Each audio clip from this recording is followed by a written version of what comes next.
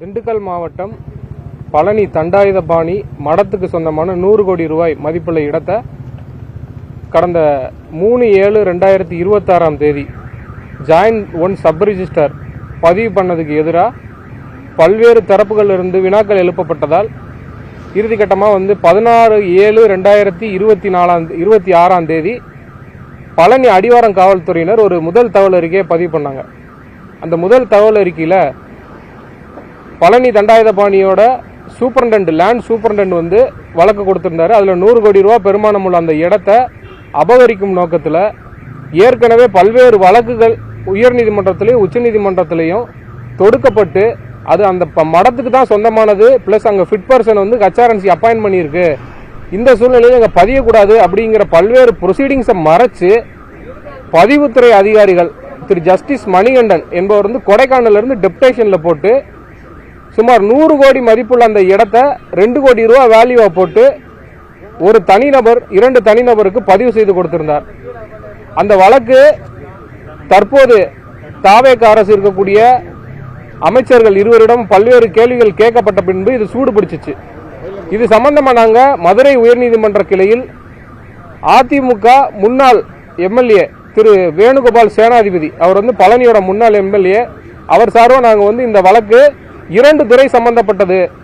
மேலும் 2 துறையில் உள்ள பல்வேறு அதிகாரிகள் தொடர்புடைய இந்த வழக்கு தமிழ்நாட்டில் உள்ள காவல்துறை விசாரணை செய்தால் நியாயமாக இருக்காது என்றும் சிபிசிஐடி ஏற்கனவே மாற்றப்பட்டிருந்தாலும் அந்த சிபிசிஐடி விசாரணை அதிகாரிகள் தமிழக அரசு அதிகாரிகளாக இருப்பதால் இதில் நியாயம் கிடைக்காது என்ற அடிப்படையில் இந்த வழக்கை மத்திய புலனாய்வு அமைப்பான சிபிஐ விசாரிக்க வேண்டும் என்று மனு கொடுத்திருந்தோம்.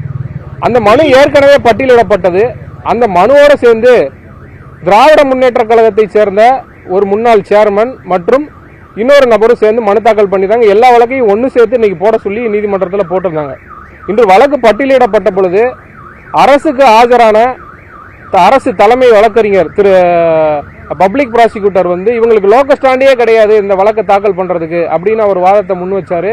ஆனா எங்களோட கேஸ்ல எங்களோட மனுதாரர் ஒரு முன்னாள் எம்எல்ஏ, அது மட்டும் இல்லாமல் அந்த பழனி கோவிலோட முன்னாள் ட்ரஸ்டி, அவங்க ஒரு மடம் நடத்திக்கிட்டு இருக்காங்க. அந்த மடத்தின் மூலியமா அந்த கோவில் வரக்கூடிய டிவோட்டிஸ்க்கு ஹெல்ப் பண்ணிட்டு இருக்காங்க.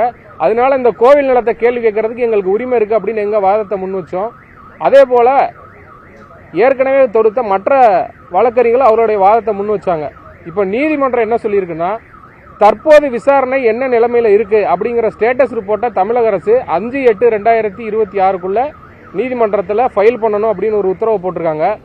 அது மட்டும் இல்லாம நம்ம எல்லாம் நினைச்சிட்டு இருக்கோம் அந்த 6/7/2026 ஒரே ஒரு இடம் தான் பதிவு பண்ணப்பட்டது அப்படின்னு. ஆனா அதே தேதியில ஏற்கனவே குற்ற பின்னணி கொண்ட திரு ஜஸ்டிஸ் மணிகண்டன் இன்னொரு சர்க்கார் புறம்போக்கு அதே இடத்து பக்கத்தில் உள்ள 2/3 சர்வே எண் பழனியோட சர்வே நம்பர் அந்த இடத்தையும் அதே தேதியில சுமார் 2.5 கோடி ரூபா மதிப்பு போட்டு ஒரு ஆளுக்கு பதிஞ்சு கொடுத்திருக்காங்க.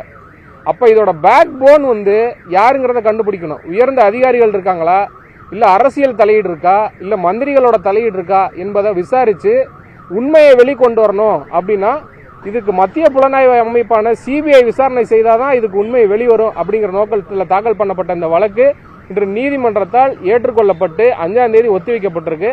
5ஆம் தேதி இந்த வழக்கோட தன்மை, யாரெல்லாம் அரெஸ்ட் பண்ணியிருக்காங்க, இந்த வழக்கில் என்னென்ன விசாரணை தமிழக அரசு செஞ்சிருக்கு அப்படிங்கறத ஸ்டேட்டஸ் ரிப்போர்ட்டை நாங்கள் பார்த்துட்டு இந்த வழக்கை மேலும் சிபிஐக்கு மாற்றணுமா மாற்றக்கூடாதாங்கிறத நாங்கள் அன்னைக்கு முடிவு பண்ணிக்கிறோம் அப்படின்னு சொல்லி நீதிபதிகள் வழக்கை ஒத்தி வச்சிருக்காங்க.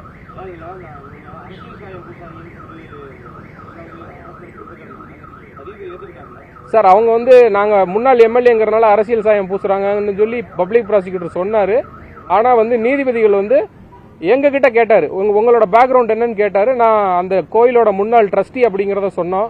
அது மட்டும் இல்லாமல் ஏற்கனவே நாங்கள் ஒரு மடம் நடத்தி சேவை செஞ்சுட்டு இருக்கோம். Even every citizen having a right to seek change of investigation. ஏன்னா இதில் பப்ளிக்கோட என்டோமெண்ட் ப்ராப்பர்ட்டி 100 கோடி ரூபா சாதாரண பணம் கிடையாது. இதை கேட்கறதுக்கு அரசியல்வாதி தான் கேட்கணும், அரசியல்வாதி இல்லாதவங்க கேட்கணும்னு சொல்றதுக்கு அவங்களுக்கு அதிகாரம் இல்லை அப்படிங்கிற வாதத்தை நாங்கள் முன்வைக்க ரெடியா இருக்கோம். ஏற்கனவே பார்த்தீங்கன்னா கள்ளக்குறிச்சி விஷயத்தை எடுத்துக்கோங்க.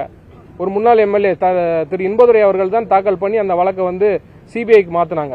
அதே போல அன்பழகன் வழக்கு எடுத்துக்கோங்க, குட்கா கேஸ், அந்த கேஸும் அவர் எம்எல்ஏ இருக்கும்போது தான் தாக்கல் பண்ணார். அதனால அந்த வாதம் எடுபடுமான்னு கேட்டால் எடுபடாது. அதான் அடுத்து வரக்கூடிய வாய்தாக்கள்ல நாங்கள் இதையும் நாங்கள் எடுத்து வைப்போம். வழக்கு நேர்மையான முறையில் விசாரிக்கப்பட வேண்டும். இந்த 100 கோடி ரூபாய் சொத்தை அபகரிச்சவங்க சட்டத்தின் பிடியில் கொண்டு வரப்பட வேண்டும். அதே நாள் இன்னொரு 60 கோடிக்கு ஒரு ஆட்டையை போட்டிருக்காங்க, அதையும் விசாரிக்கணும் அப்படிங்கறத முன் வச்சோம். அந்த இது சம்பந்தமா ஏதாவது கம்ப்ளைண்ட் ஏதாவது கொடுக்கப்பட்டிருக்கு அப்படிங்கறத பப்ளிக் ப்ராசிக்யூட்டரை அடுத்த வாய்தால சொல்ல சொல்லியிருக்காங்க. அது மட்டும் இல்ல, இந்த ஜஸ்டிஸ் மணிகண்டன் அவர்களுக்கு 4/8/2026 வரைக்கும் தான் இடைக்கால ஜாமீன் கொடுத்திருக்காங்க. அவர் ரொம்ப இன்னசென்ட் மாதிரி நான் வந்து கொஞ்சம் தான் பண்ணிட்டு போனேன், எனக்கு கொஞ்சம் தான் பங்கு இருக்கு, அதனால எனக்கு ஜாமீன் கொடுங்கன்னு போன தடவை சொல்லிட்டாரு. ஆனா அதே நாள்ல இன்னொரு 60 கோடி ரூபாய் சொத்தை பதிஞ்சிருக்கும் பொழுது இவர் தெரியாம எப்படி இதை பண்ண முடியும் அப்படிங்கிற வினா வரும். அதனால 4/8 வர்ற அந்த பிணை மனுவில் அரசு தரப்பு வலுவான வாதங்கள் எடுத்து வச்சு அவரை வந்து அந்த பிணை மனுவை தள்ளுபடி பண்ணி வைக்கணும். நாங்க வழக்கு போட்ட பிறகுதான் சிபிசிஐடியே தூங்கிக்கிட்டு இருந்து எந்திரிச்சிருக்காங்க. இப்போ நேற்று 4 பேர் அரெஸ்ட் பண்ணியிருக்காங்க. ஏன் இதுக்கு முன்னாடி யாரையும் அரெஸ்ட் பண்ணல? ஒரு ஃபேஸ்புக்கில் ஒரு ட்விட்டரில் ஏதாவது ஒரு கருத்து போட்டால் உடனே போய் வீட்டில் போய் காவல்துறை அரெஸ்ட் பண்ணுது.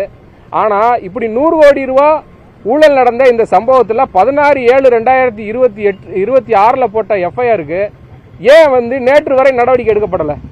நீதிமன்றத்தில் சிபிஐ வந்து இந்த வழக்கை விசாரிக்கணும்னு நாங்கள் கதவை தட்டின உடனே டக்குன்னு தூங்கிட்டு இருந்தவங்க முடிச்சிட்டாங்க. சிபிசிஐடி நேற்று 4 பேர் அரெஸ்ட் பண்ணியிருக்காங்க.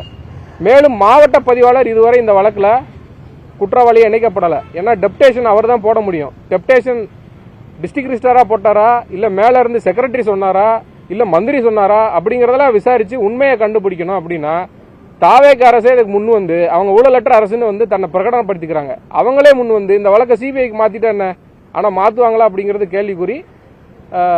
அடுத்த விசாரணைகளில் இதெல்லாம் நம்ம பேசுவோம்.